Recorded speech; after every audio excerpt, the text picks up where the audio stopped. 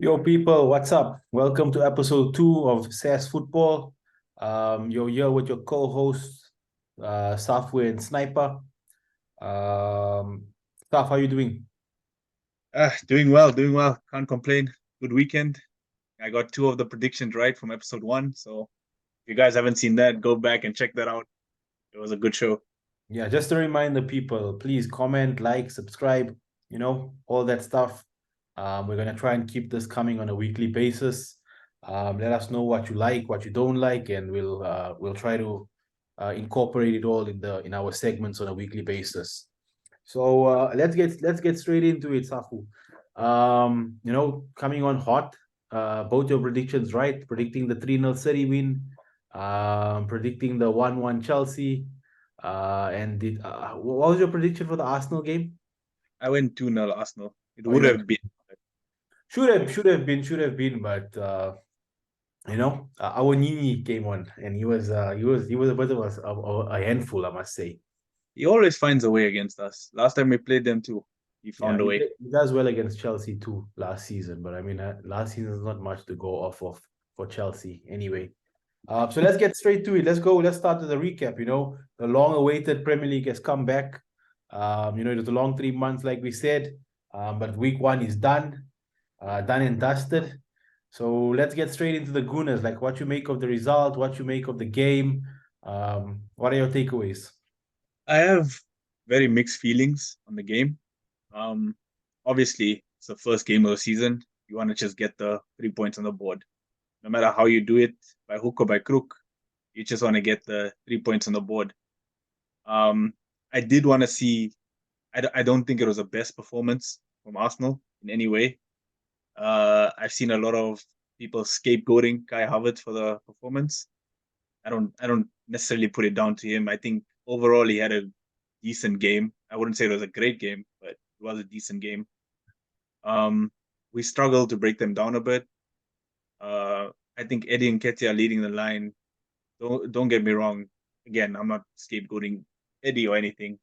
But I just think as I've seen with Arsenal, if we play with Jesus or Trossard up front, there's more fluidity in the attack. Yeah, So it gives Saka and Martinelli basically more space to work with when you have someone in that false nine position just causing havoc between the defenders. yeah. And Arsenal seem to get much more goals and play more fluid football when you have someone like Gabriel Jesus or Trossard up front instead of Eddie. Yeah. Um, but like I said, I'm just happy that we got the 3 points on the board. I think we deserve the win too. So Yeah, I think it was especially in the beginning of the season, you're still, feeling out the opposition, getting used to the league. Some of the new signings are gelling. So I think it was a good result. Obviously, you take away the 3 points and you take it and you go and you go back and you get ready for the next week. The only comment I'll make is I see the news coming out of the camp regarding Timber. Don't look too good. What's your thoughts there? uh, look, I think it's a massive blow.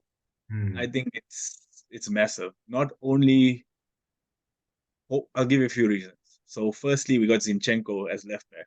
That obviously is our preferred number one from last season that we saw. So with him and his injury record, we know that's not good either. Now we have Timber that potentially obviously played left back, also cover for Ben White at right back. And now he's out for which looks like a long-term ACL injury, Hmm. which it's not great for us. Not at We do all. have Tomiyasu. We've seen him play left back, right back. And then we have Tierney, which obviously is out of favor with the manager. So I see Tierney leaving. I'm not sure if this ACL injury now changes Arteta's mind and says now Tierney needs to stay. I still think Tierney is a quality left back. I mean, if anyone knows me from Twitter or anything, I rate Tierney very highly. So Timber's a big blow for us. But I will say if Zinchenko can come back and stay fit, um, we it won't be as much of a miss. Yeah, I think that makes sense. But do you think Arsenal will go to the transfer market before it closes? Like there's some time. Do you think maybe another defender is in the books there? there is time. I can only see them going in if they make sales. Yeah. We saw what the David Raya deal. We had to do a 3 million this year loan, and then can only pay next year due to FFP reasons. So I'm not exactly sure. I'm not part of the club. I don't know how that works. But from the outside looking in, it looks like we need to sell first. And by the news, I'm not seeing any sales being made by players or any Yeah. players going. Yeah, the Balogun and I We think have there's a Balogun, Holdings, Lokonga, Tierney, Alneni. No, it seems like there's no sales. Cedric's still on the books. So exactly, yeah. So I think there's a couple there. All right, let's move on. Let's talk about Chelsea. So, Chelsea, Liverpool finished 1-1. Um, I think I think from for Pochettino's first game, I definitely saw a style there. I think they started a bit slow. Um, but I think overall it was a good solid performance. I think standouts from that game. I think Enzo is a magician. I think Enzo is biased aside, biased aside, this guy is quality. He is looking like a player. Enzo is looking like a proper number 8. I think this was the first like we actually saw how his quality in the final third. He Like his bossed the midfield. passing, Bossed that midfield. he bossed that Liverpool midfield. They stood really no chance. And you can understand why Chelsea paid that kind of money for him. And he's still so young. I mean, he has so many years. He still has time to develop. And I think Poch is the man to develop him. But yeah, I had to say Enzo. And look, I'll talk about Liverpool. Sometimes when an opposition just has quality, like, you know, I said it before, but Mo Salah is just a phenomenal player. That the way he was running at that speed with that close control, the shimmy to the left, to the right, running against Colwell, and then a pinpoint pass with that speed to You, Diaz. you put any blame on Disasi for that? A little. I think I could put a little bit of. I think. Look, I was gonna touch on Disasi as well. I think it was a very good first game for him. It's not easy coming in against Liverpool in your first game. He did get a goal. And apart from the goal that we conceded, I don't think he put a foot wrong that game.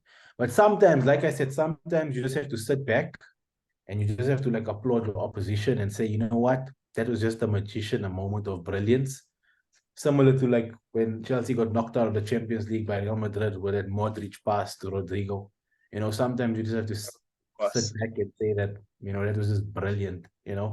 It's just a magician at his craft. So there was nothing Chelsea could have done about it. I don't think anything could have been done about that first goal. Maybe a little criticism on the right side with Disasi and Reece James. But again, I thought Reece James was phenomenal. Like I think he's showing why he's just like clear in world football at right back on his day when he's I fit. saw some news coming out that James might be injured. He called for a sub. Is that rumors or is that I being true? so Pot said that it was just lethargy, like he was tired. They said there was like no injury concerns. So I'm Okay. hoping, I hope that because let's not beat around the bush. Reece James has had his fair share of injury problems.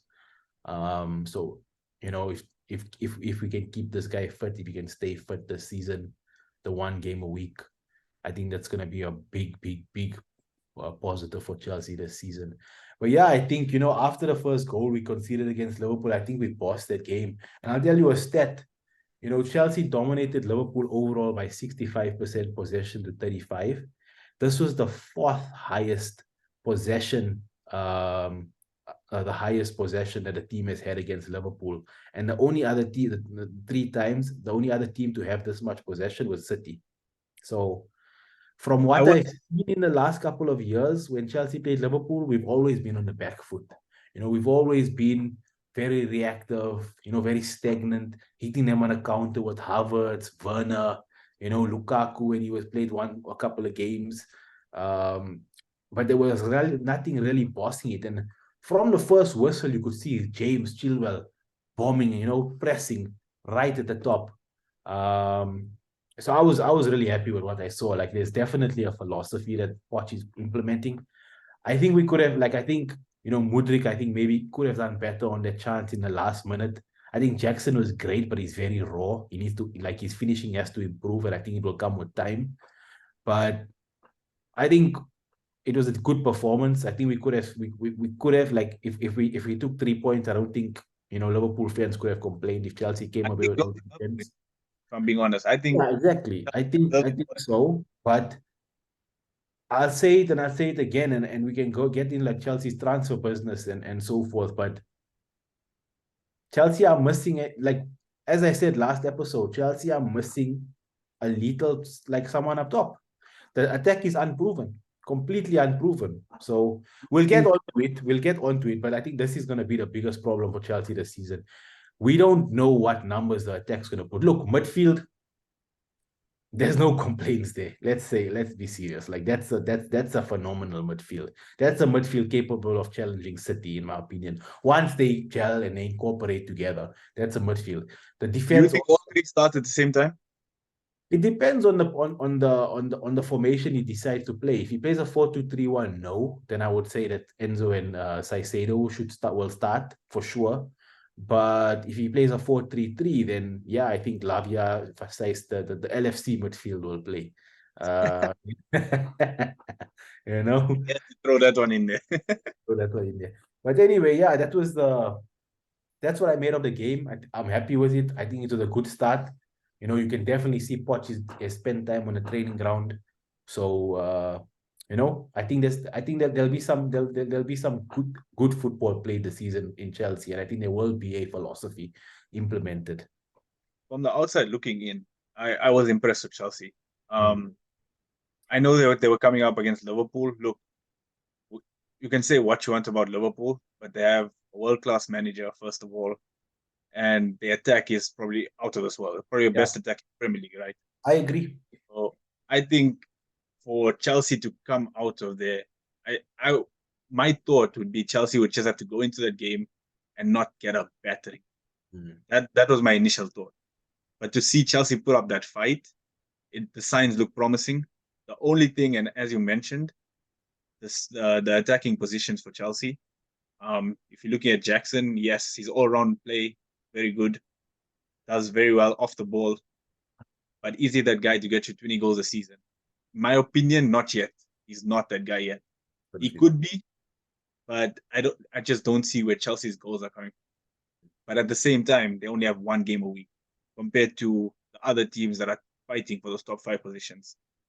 So I think that's where their advantage lies. If they can keep their players fit, uh, they got one game a week. Watch gets more time with them training wise. I think they can actually do very well this season. And now let's talk about this. Okay. Caicedo and Lavia are coming in by looks of it. Next to Enzo, that's 260 million spent on the midfield. You don't have any complaints, but my question is, do you think that was needed, or do you think you could have went for one midfielder and maybe improved the attack?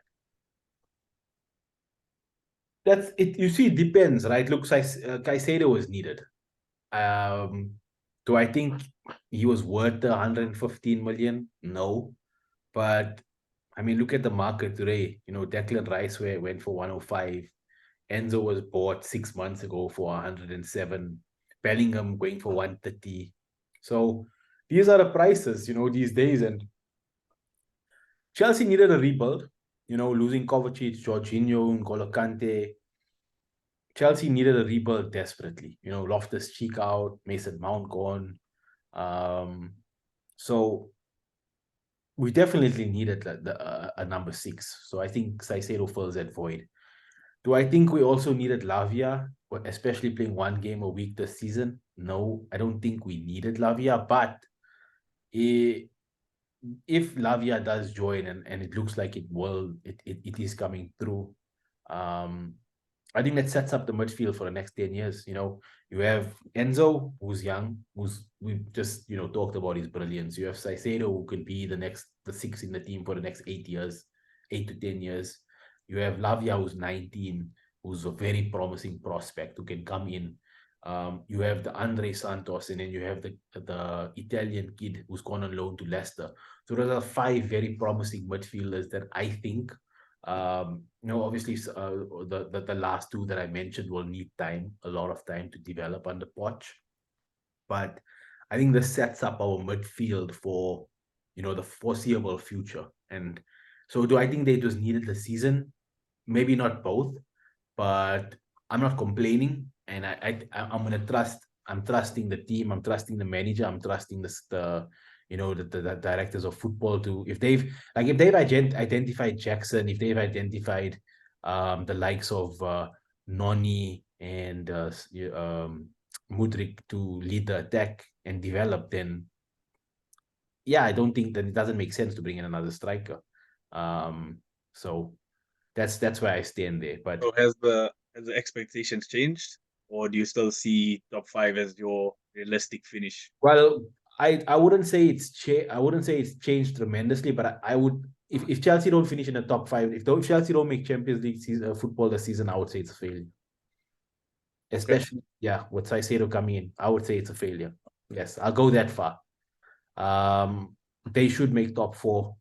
After the spending, I would just say that our top five. The only caveat I'd make is that the tech and Poch needs time to implement his philosophy on the team. So You that's think they're done in the transfer market, or do you see more there's Chelsea comings? there's rumors to say that Olise, Chelsea are interested in Olise, but he's injured. So what's that? Man City are in for him too. Yeah, there's that one, and I know Chelsea are in the market for another goalkeeper. Whether that will be a deputy for Sanchez, I don't know, or whether it will be someone who's more, going to compete with Sanchez or potentially be ahead of Sanchez. I don't know.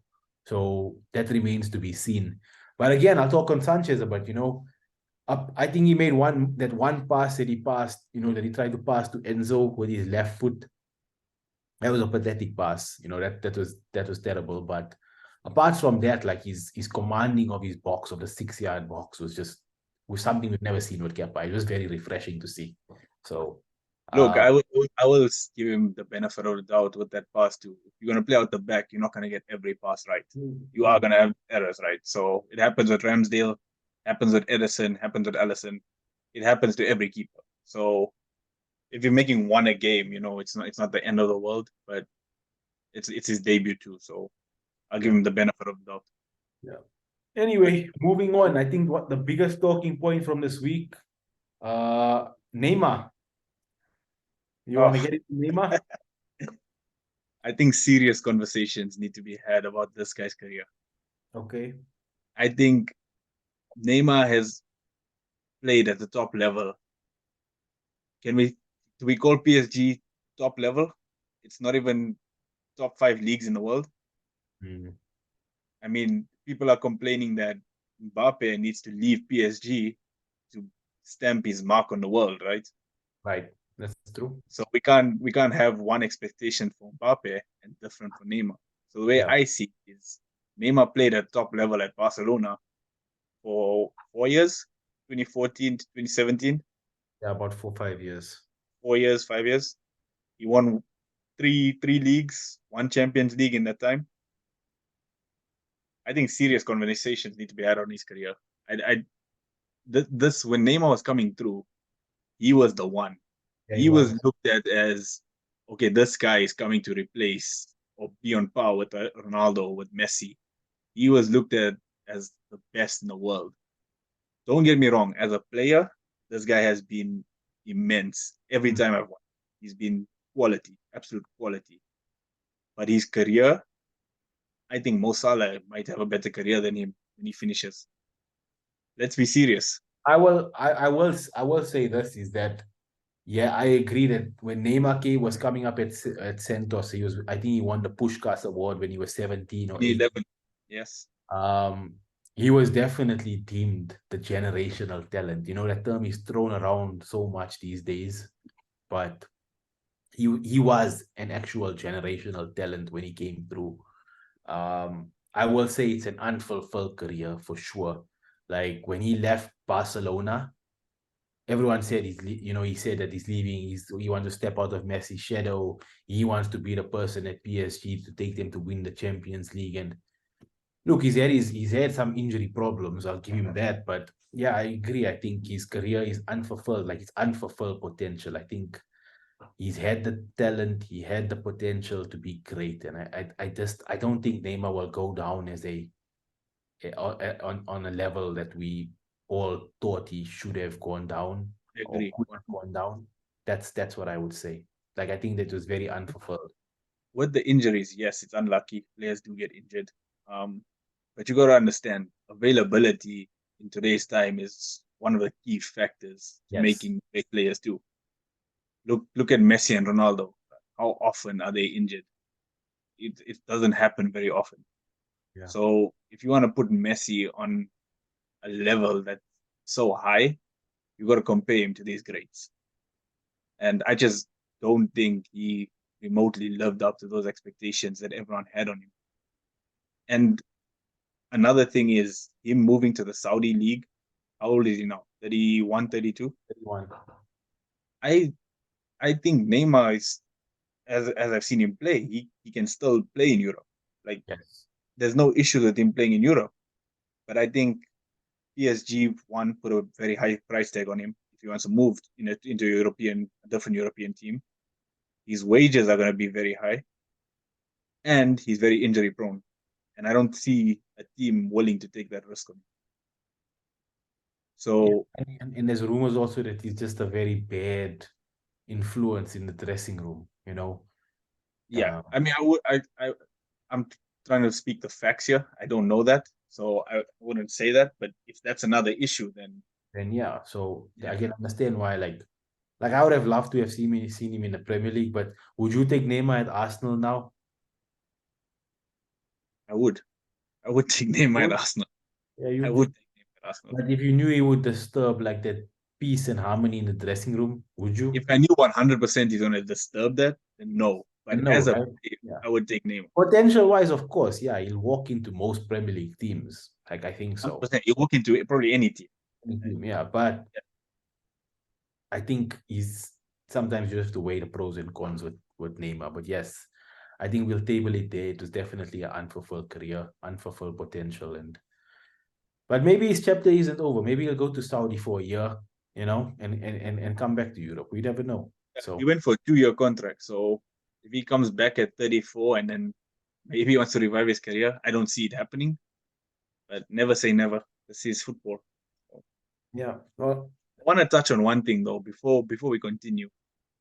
I want to touch on this Man United result that happened today. Actually, I want to touch on it. did you think that was a penalty? Oh, 100%. Stone You, penalty. I actually thought that the ref was going to look at the monitor only to find out he gave Gary O'Neill a yellow card. Yeah, I found it a bit ridiculous. So look. I'm gonna hold the same energy that I held for Arsenal. Hmm. I will say it's the first game of the season. Yes, I do think it was a penalty, but at the same time, by hook or by crook, you're looking to get the 3 points on the board first game of the season. So I'll hold the same energy for Man United. I think for them to see that result out, however it happened, well played for that. But I will say, if their style of play doesn't change, if their midfield is non-existent again, it's going to be a long season for Man United, especially with Champions League 2. I it's going to be a very long season. So Yeah, you know what I found very interesting from the game today? I found that like was it Nunes and Cunha just Cunha ran riot. looked like Casemiro didn't have the legs anymore. I It's don't think it was that. I think Casemiro was just left exposed. mm, Mount and Bruno didn't do much helping for Casemiro. So I think he was very exposed. I don't think Ten Hag got that midfield dynamic correct yet. Whether he will get it correct, I just don't think those three in midfield are the right dynamic and fluidity of the team. But if he's, I think he needs to bring in a different type of player. Um, but I just think Casemiro was left exposed. I don't think it was his legs or anything to do with him. But Cunha just had a field trip. yeah, maybe, but I will add to that. I will say that I agree that, it's first game, you just want to like they say the signs of a very good team or a winning team is someone who can get a result on a very bad day, and True. they did that, fine. But if either we can point and say that maybe this was a bad day at the office for Man United because they didn't deserve to even get a point out of this game. Let's be serious. Like Yeah. Wolves deserved the 3 points.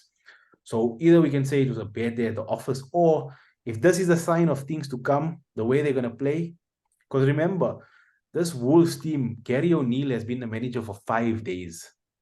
5 days. He's had no time. Ten Hag has been here for this is his second season now. They've backed him in the transfer market. They've got all his targets. And they should have set the example today, set the standard today of what's to come. And I feel if this is a sign of things to come for Man United, then yes, I agree with you. There's a long season ahead for Man United. So yeah, let's see. Maybe it could have been a bad day at the office. I agree. It could have been a bad day. Time will tell. But at the Mhm. same time, I'd like to give some props to Wolves. Yes. What Gary O'Neill did. Firstly, I think Gary O'Neill is a top manager.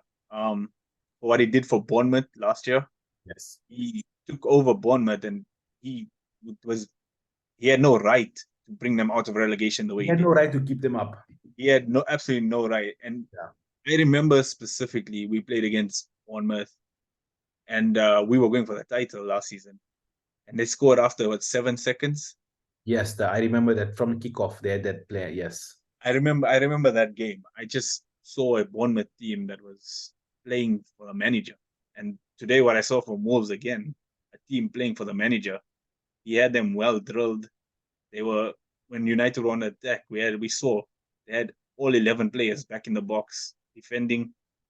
They knew exactly what to do. They were helping each other out. So I've seen a lot of people tip the Wolves to go down. But I just don't see it. I think Wolves will be good this season.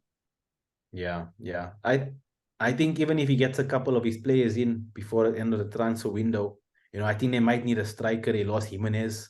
Um, so if he can get a striker in, maybe get another midfielder, another winger. Pedro Neto is pretty injury prone. Yeah. I agree. I think we had did we talk about Wolves being underachievers this season? Um, but We had Fulham.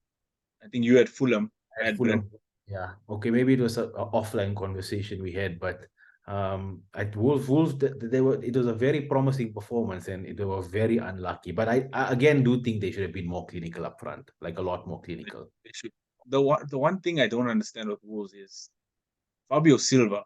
They spent 40 million on this player, and he's just not looking like a 40 million player. Especially if you're a smaller team and you're gonna make these high purchases, or you need them to be sure. You need to make sure they're gonna work out.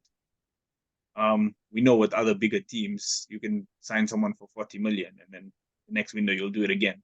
That's true. It's not possible with all of these teams. So Smaller teams. Yeah. I would say they definitely need someone more clinical up front. Yeah. But again, first game of the season, so let's see how they do and how they progress. Yeah. Yeah. Yeah. I agree. Anyway, we want to take it to our next agenda item here. So what we decided to do here was when we do our recap, we'll do a Fundi of the week, which is the standout player or the standout team or just a standout performance from the weekend's games, and we'll do the flop of the week. So um, you want to start with the Fundi? I have someone in mind, but if you have someone on the top of your head, you can go for it. But I can I have start. I have a team and someone in mind. Okay. So I'll start with the team first. I think the Fundi of the week that just basically surprised me was Newcastle. Okay. I think the way Newcastle came out and just swiped Villa off the park was something very interesting. Hmm. Because we went to Philadelphia, right? And we saw that Newcastle Villa game and in the 3-3. And it looked like Villa actually gave them a tough time. Yes. But like two completely different sides now. Of course, that was preseason, but yeah, Newcastle definitely. And the other person I was thinking about was Roy Hodgson. Did you see that video of the fight he got into? Yeah, He looked up for it, so he throw him in there. up for it. Yeah, my Fundi of the week was Alexander Isaac. I think he was just, his finish on the second goal was just he took it, he finished it with aplomb. He just took it in his stride. That was just a proper number 9 finish.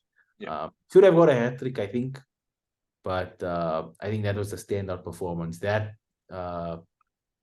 particular game, and then I also thought Brighton were very sharp in their first game. Yes, I know it was against Luton. Brighton, that's the only thing. That's the only thing. But Brighton looked like Evan Ferguson, Matoma.